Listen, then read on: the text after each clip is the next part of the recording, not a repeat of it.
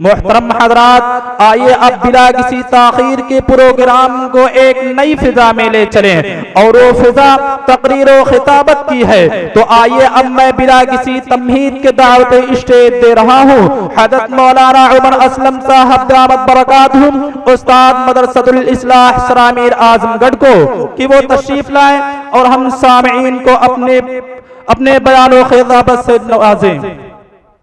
السلام علیکم ورحمۃ اللہ وبرکاتہ۔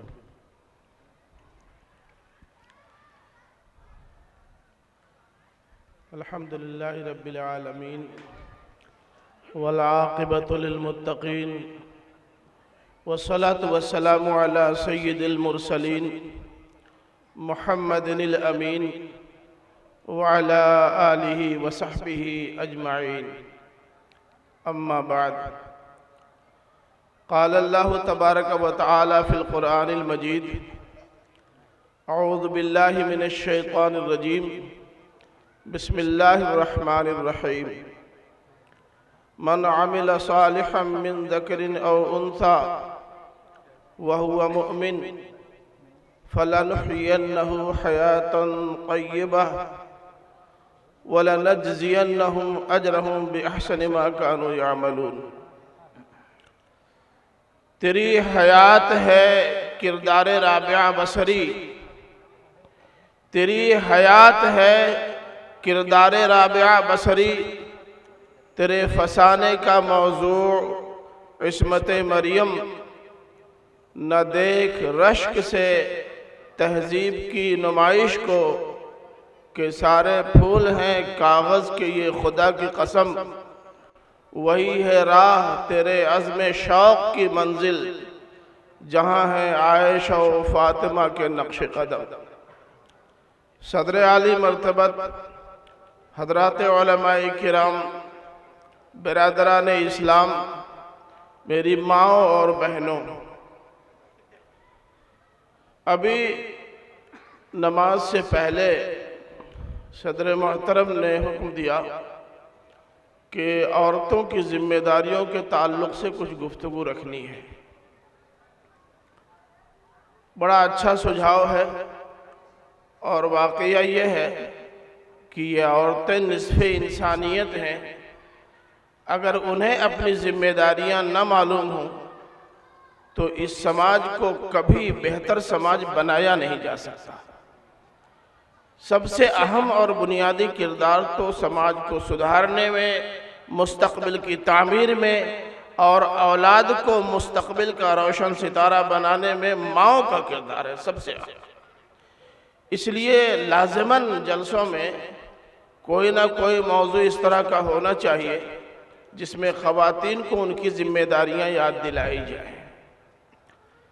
اس وقت عالمی صورتحال جو ہے اور ہمارے ملک ہندوستان کی جو صورتحال ہے، اس میں ضرورت اس بات کی تھی کہ ابھی اسی مہینے کی 8 تاریخ کو انٹرنیشنل وومن ڈے منایا گیا ہے، عالمی یوم خواتین، انترراشٹریہ مہیلا دیوس۔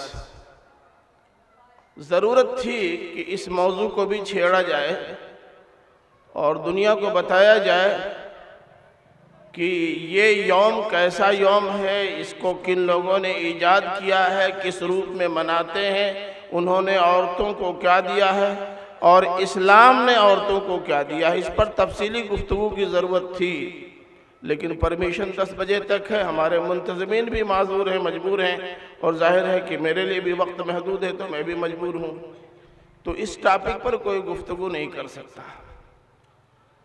ضرورت تو اس بات کی بھی تھی کہ جس زمانے میں نبی کریم صلی اللہ علیہ وسلم تشریف لائے، اس زمانے میں سماج میں عورتوں کا کیا حال تھا یہ بھی بتایا جائے، تب لوگوں کو معلوم ہوگا کہ اسلام نے عورتوں پر اتیاچار کیا ہے یا ان پر اپہار کیا ہے۔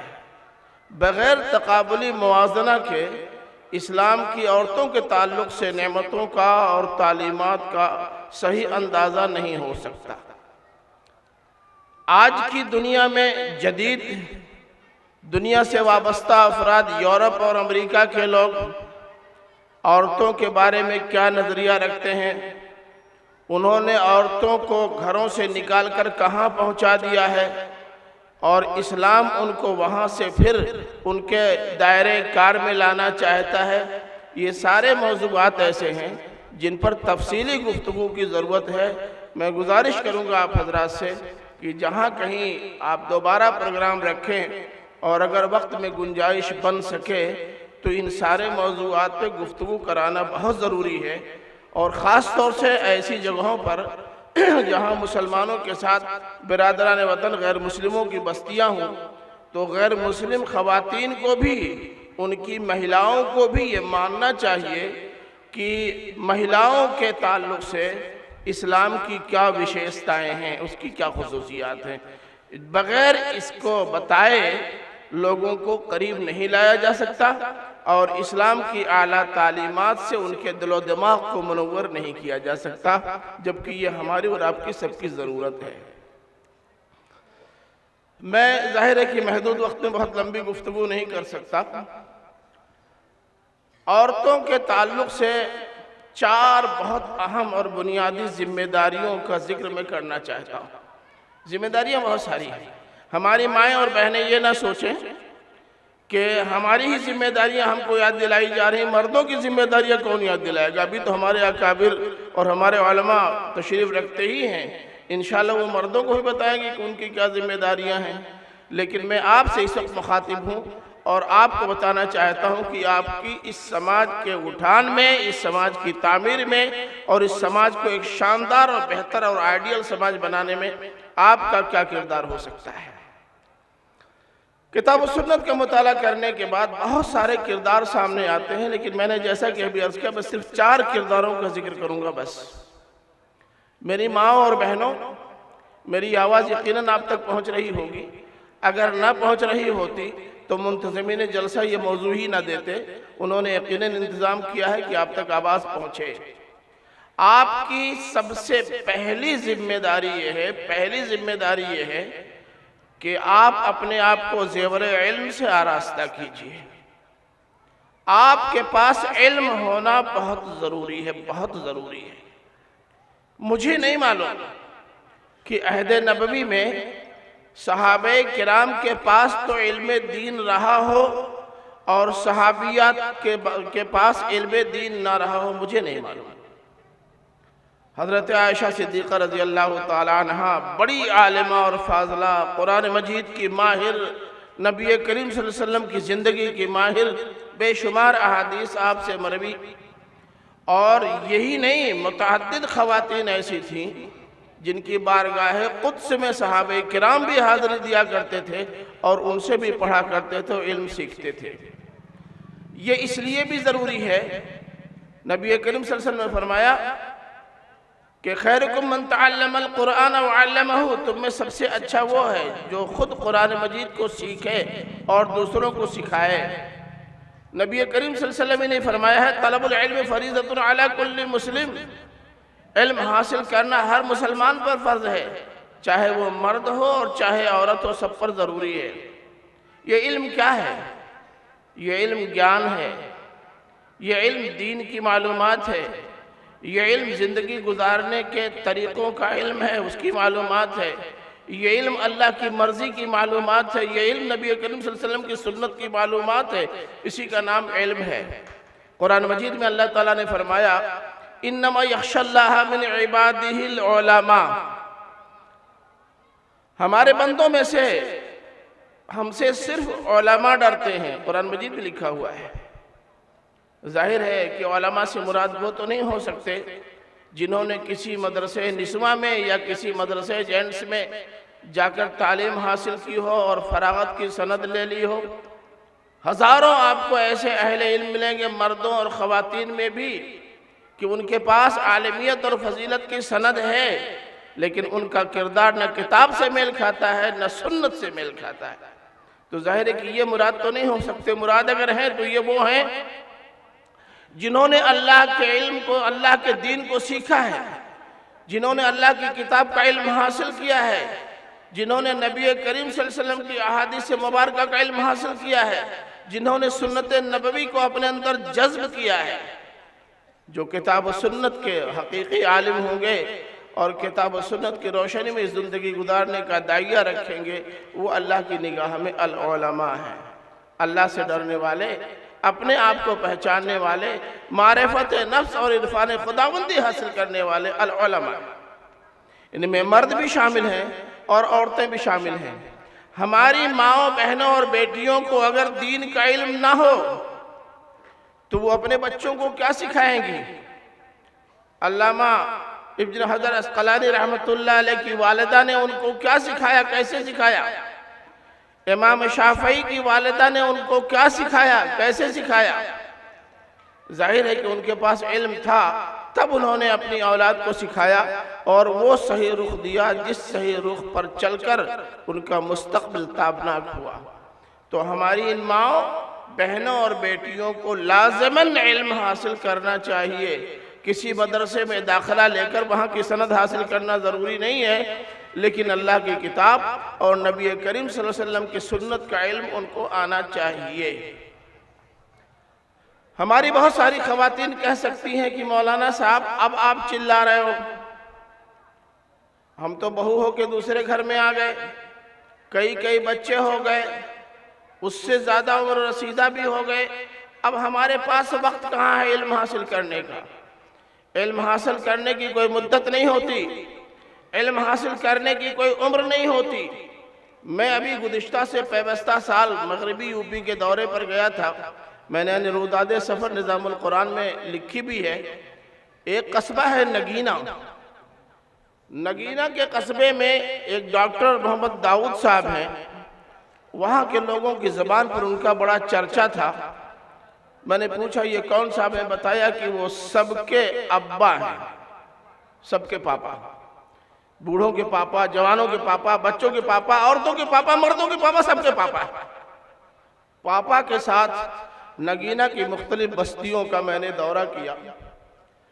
ایک جگہ وہ لے کر کے گئے، ایک گھر تھا، وہاں برآمدے میں پردہ لگا ہوا تھا اور بہت ساری خواتین اندر تھیں، باہر لے کر گئے۔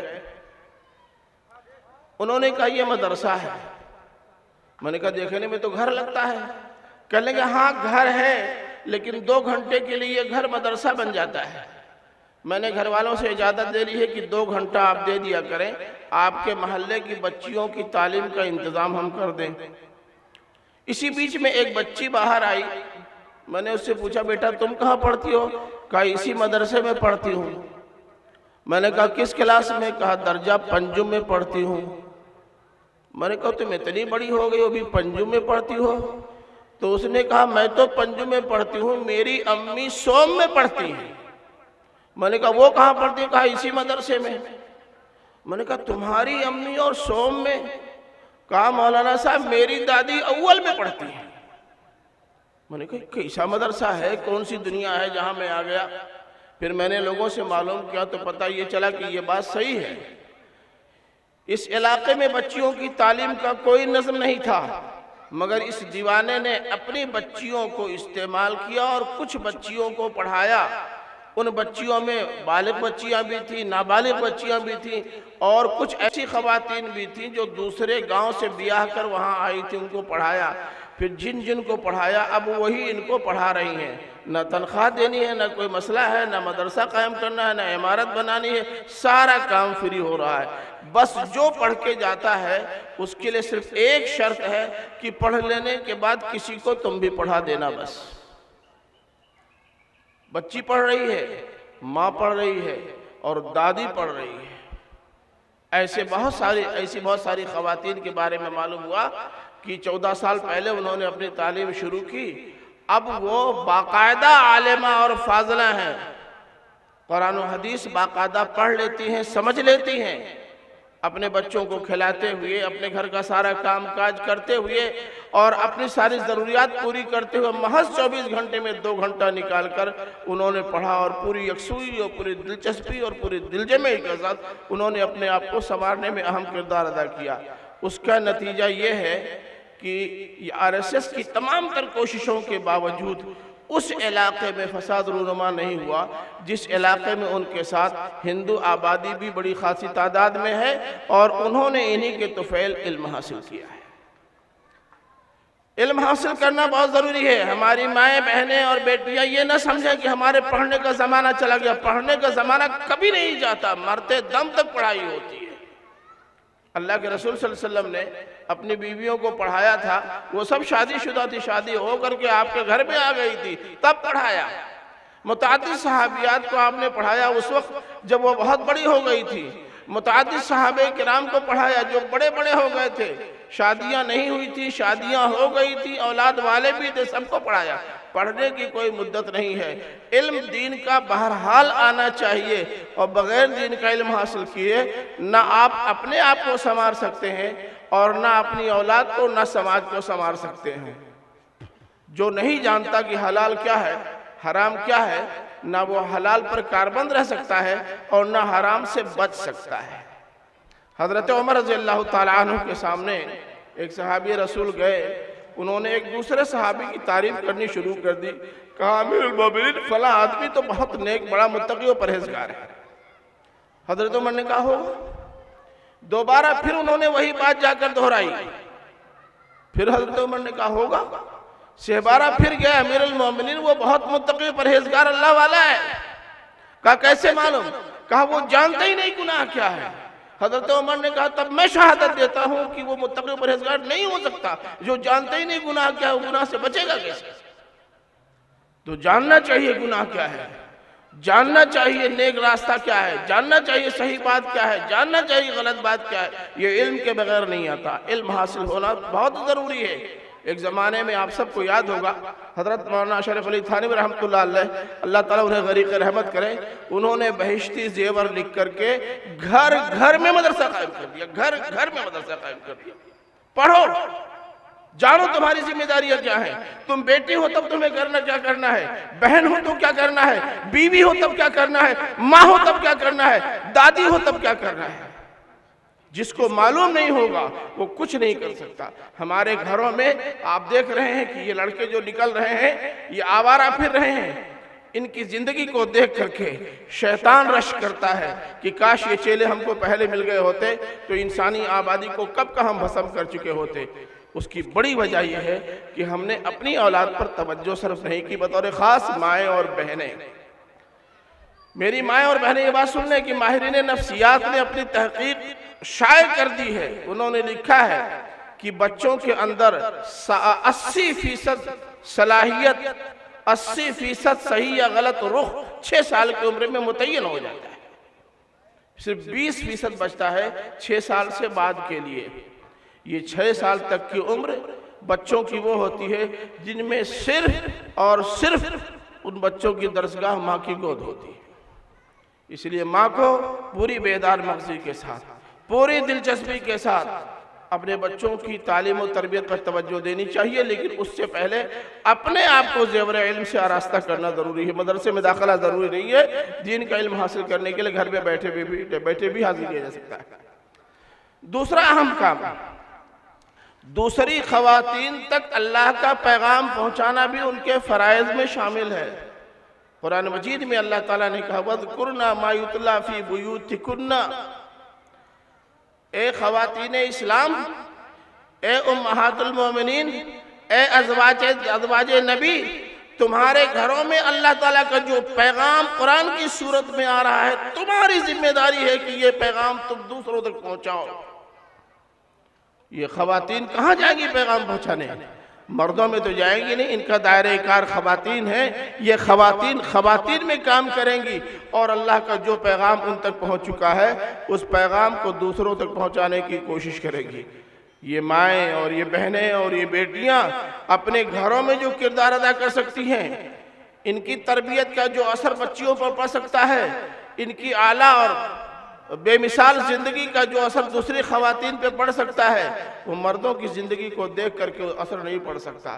جب وہ دیکھیں گی کہ ہماری یہ بہن ایک دوسری قسم کی عورت ہے، ایسی بے شمار خواتین آپ کو ملیں گی جنہوں نے غیر مسلم بہنوں کے ساتھ رہتے ہوئے اپنی شاندار بے مثال نمایاں زندگی پیش کی اور انہوں نے ایک شاندار آئیڈیل ان کے سامنے رکھا، اور جب ان کو معلوم ہوا کہ یہ آئیڈیل زندگی اسلام سے وابستگی کے نتیجے میں ہے تو انہوں نے اسلام کا مطالعہ شروع کر دیا۔ اور میرے علم میں اب بھی ہے، میں دسیوں مثالیں یہاں بھی دے سکتا ہوں، لیکن وقت کی کمی ہے۔ صرف ایک مثال دینا چاہتا ہوں، تھوڑا سا وقت بڑھ جائے تو تھوڑا سا، بس زیادہ نہیں، ایک مثال صرف دینا چاہ رہا ہوں بس۔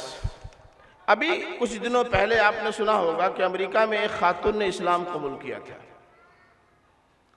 بڑا چرچا ہوا، بڑی مشہور صحافیہ تھی۔ اسلام قبول کر لینے کے بعد ان کے صحافی دوستوں کو بڑا ٹینشن ہو گیا۔ ٹینشن یہ ہو گیا کہ یہ تو بڑی باصلاحیت ہے، بہت قابل ہے، بہت اچھا لکھتی ہے، بہت اچھا بولتی ہے، اس نے اسلام قبول کر لیا ہے، اگر اس نے اپنے قلم اور زبان کا استعمال اسلام کے لیے شروع کر دیا تو علاقہ کا علاقہ مسلمان ہو جائے گا۔ سبوں نے ایک کانفرنس کی، اور کانفرنس میں اس نو مسلم خاتون کو بلایا۔ مقصد تھا اس کو گھیرنا اور ایسے سوالات کر دینا کہ وہ جواب نہ دے سکے، اور دوسری جن خواتین پر اثر پڑ رہا ہے وہ اثر زائل ہو جائے۔ آئیں وہ، ابھی تک نیم اریاں رہتی تھی، اب پورے نقاب میں آئیں۔ آنے کے بعد ایک صاحب نے سوال کیا ایسی منچ پہ آ کر کے، مائک کے پاس آ کر کے، کہ میڈم سے میں یہ جاننا چاہتا ہوں کہ اسلام کی کون سی چیز ایسی تھی جس نے آپ کو اتنا متاثر کر دیا کہ آپ نے اسلام قبول کر لیا؟ انہوں نے آ کر کہا مجھے اسلام کی ہر چیز نے متاثر کیا۔ میں کیا بتاؤں، ہر چیز نے متاثر کیا۔ کہا کوئی خاص چیز؟ کہا ہاں خاص چیز اسلام کا نظام عدل ہے، اس نے زیادہ متاثر کیا۔ ہنسنے لگے، کہنے لگے اچھا، ایک مرد یہ بات کہتا تو سمجھ میں آتا ہے، ایک عورت کہہ رہی کہ اسلام کے نظام عدل نے مجھے متاثر کیا۔ اسلام میں عورتوں کے تعلق سے عدل کہاں ہے؟ ایک مرد کو 4 شادیوں کی اجازت ہے اور ایک عورت کو 2 شادی کی اجازت بھی نہیں، کہاں عدل ہے؟ کیسے تم اس سے متاثر ہو گئی؟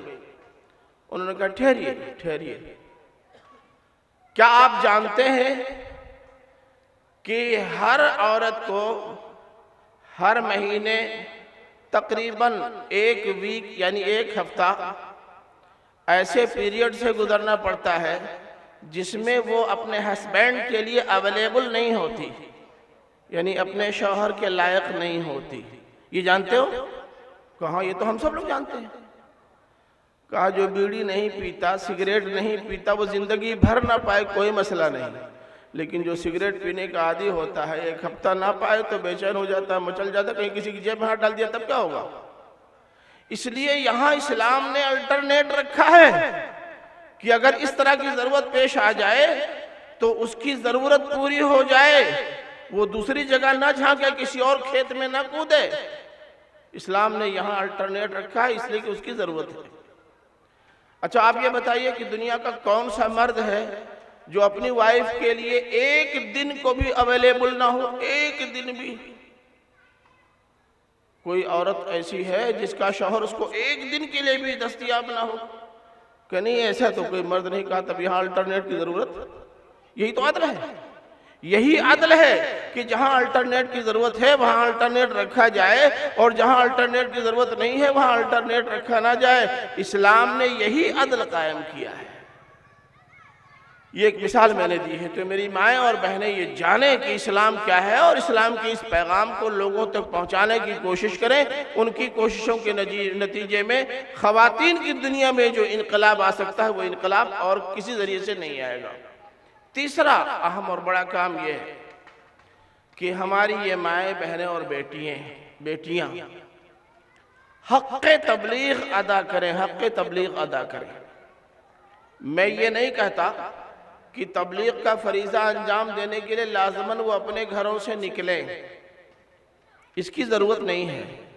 اور تبلیغ آپ جانتے ہیں کیا ہے؟ اللہ کے رسول صلی اللہ علیہ وسلم نے فرمایا کہ اگر تمہارے پاس کوئی ایک بات اچھی سی ہے تو تم دوسرے کو اسے بتا دو۔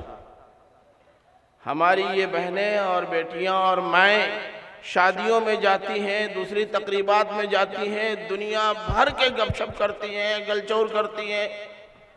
اگر انہی میں سے کوئی ایک عورت ایسی ہو جس نے طے کر لیا ہو کہ جس دین کو ہم نے سیکھا ہے وہ ہمیں اپنی بہنوں تک پہنچانا ہے، تو وہ اس اجتماع کا فائدہ اٹھا کر وہاں اپنی بہن کی جس غلطی کو دیکھیں گی، جس عدم توازن زندگی کے پہلو کو دیکھیں گی، ان پر ٹوکیں گی اور اسلام کی تعلیم ان کے سامنے پیش کر دیں گے۔ اسلام کی تعلیم پیش کرنے کے لیے بڑی بھومکا بنانے کی ضرورت نہیں ہے، لمبی چوڑی تقریر کرنے کی ضرورت نہیں ہے، بر وقت صحیح رہنمائی کر دی جائے، اسلام کی تبلیغ ہو گئی۔ اور یہ کام ہماری مائیں، بہنیں اور بیٹیاں بڑے آرام سے کر سکتی ہیں۔ چوتھی ذمہ داری ان کی یہ ہے کہ وہ اپنی اولاد کی تربیت پر خاص توجہ دیں، اولاد کی تربیت پر، اور اولاد ہی نہیں اپنے شوہر کی تربیت پر بھی خصوصی توجہ دیں۔ ایسی آپ کو بے شمار خواتین ملیں گی جنہوں نے اپنی سی کوشش میں کوئی کسر نہیں رکھی، اور اس کوشش کے نتیجے میں شوہر کے دل میں ان کے لیے جگہ بھی بنی۔ یہ اور بات ہے کہ وہ انا ربکم الاعلیٰ کا نعرہ لگانے والا بھلا بیوی کی بات مان کر کے اپنی کرسی کیوں چھوڑ دے گا، لیکن متاثر ہوا، فرعون جیسا آدمی بھی آسیہ سے متاثر ہوا۔ تو یہ بیویاں اگر اپنے شوہروں پر اثر ڈالیں، ہمارے ایک دوست ہیں شکیل احمد صاحب، اسی مڈیار کے رہنے والے ہیں، لیکن ان کے باپ دادا چلے گئے تھے مہاراشٹر اور وہیں رہ گئے۔ ان کی شادی جس وقت ہوئی ہے وہ بہت لاابالی، بڑے بے ہنگم، انتہائی نالائق آدمی تھے، بس پڑھے لکھے تھے۔ ان کی بیوی دیندار تھی۔ انہوں نے شادی کے بعد دھیرے دھیرے اپنے شوہر کو سمجھایا، اور سمجھاتے راستے پر ایسے لائے کہ لوگوں کے لیے ایک شاندار نمونہ بن گئے تھے۔ ان کے انتقال کے بعد متعدد اخبارات اور رسائل نے ان کی شاندار زندگی پر اداریے بھی لکھے اور مضامین بھی لکھے۔ تو ہماری یہ مائیں اپنے بچوں کی تربیت کے سلسلے میں جتنے بڑے لوگ گزرے ہیں آپ کو اس دنیا میں نظر آئیں گے، آپ سب کے پیچھے دیکھیے تو ان کی ماں کا کردار نظر آتا ہے۔ ماں اپنے بچے کو دینی لوری سنائے گی، ماں اپنے بچے کو دینی قصے سنائے گی، ماں اپنے بچی کی غلطیوں پر ٹوکے گی، ماں اپنے بچے کو گالی سکھانے کے بجائے دعائیں سکھائے گی، ماں اپنے بچی کی انگلی پکڑ کر کے باپ کے ساتھ مسجد بھیجے گی، تھیٹر نہیں بھیجے گی۔ اگر ماں کے اندر یہ حوصلہ ہے کہ اس کے بچے ٹھیک ٹھاک ہوں تو شروع سے ان کی تربیت کرے گی۔ یہی ماں جگائے گی تو بچے جاگیں گے، یہی ماں منائے گی تو بچے مانیں گے۔ یہ ماں اگر پچکارے گی تو بچوں کو صحیح رخ پہ لگا سکتی ہے۔ یہ ماں لوریاں سناتے وقت، قصے سناتے وقت بجائے گل بکاولی کا قصہ سنانے کے وہ دینی قصے سنائے، بڑے بڑے لوگوں کے قصے سنائے، صحابہ اور صحابیات کے قصے سنائے، اور ان اولیاء اللہ کے قصے سنائے جن کی زندگیاں لوگوں کے لیے روشن مینار رہی ہیں۔ تو یہ بچے شروع سے تربیت پائیں گے اور وہ آگے چلنے کے بعد اچھے انسان ہو سکتے ہیں۔ لیکن اس حوالے سے دو تین چھوٹی باتیں اور ہماری مائیں بہنیں ذہن میں رکھیں۔ ایک بات تو یہ کہ اگر ان کا بچہ تعلیم حاصل کرنے میں پیچھے ہے، جی نہیں لگتا، پھسڈی ہے، اور ایسا لگتا ہے کہ وہ مستقبل میں کچھ نہیں کر سکے گا، تو اس پر خاص توجہ صرف کریں۔ یہ نہیں کہ ڈانٹ کر کے، ڈپٹ کر کے، پھٹکار کر کے، اس کی عزت نفس سے کھلواڑ کر کے اسے اتنا کرش کریں کہ وہ اپنی جان گنوانے پر آمادہ ہو جائے۔ ایک مدرسے میں ایک لڑکا گیا داخلے کے لیے، بہت کمزور۔ پرنسپل صاحب نے گھر پر ایک خط لکھ کے بھیج دیا کہ آپ کا یہ بچہ کسی قیمت پر ہمارے کالج میں چل نہیں سکتا، اس لیے آپ اسے گھر بٹھا لیجئے، دنیا میں جہاں پڑھانا چاہے پڑھا دیجئے۔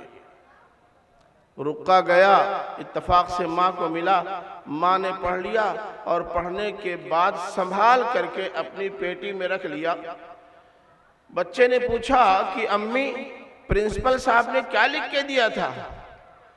کہا بیٹا پرنسپل صاحب نے لکھ کے دیا تھا کہ آپ کا بیٹا بہت قابل ہے، بہت ذہین ہے، بڑا جینیس ہے، اس کا مستقبل بہت تابناک اور روشن ہے، لیکن جس کالج میں آپ نے ڈالا ہے اس کالج کا ماحول اس کے لیے سازگار نہیں ہے، اسے کسی اور کالج میں آپ ڈال دیں۔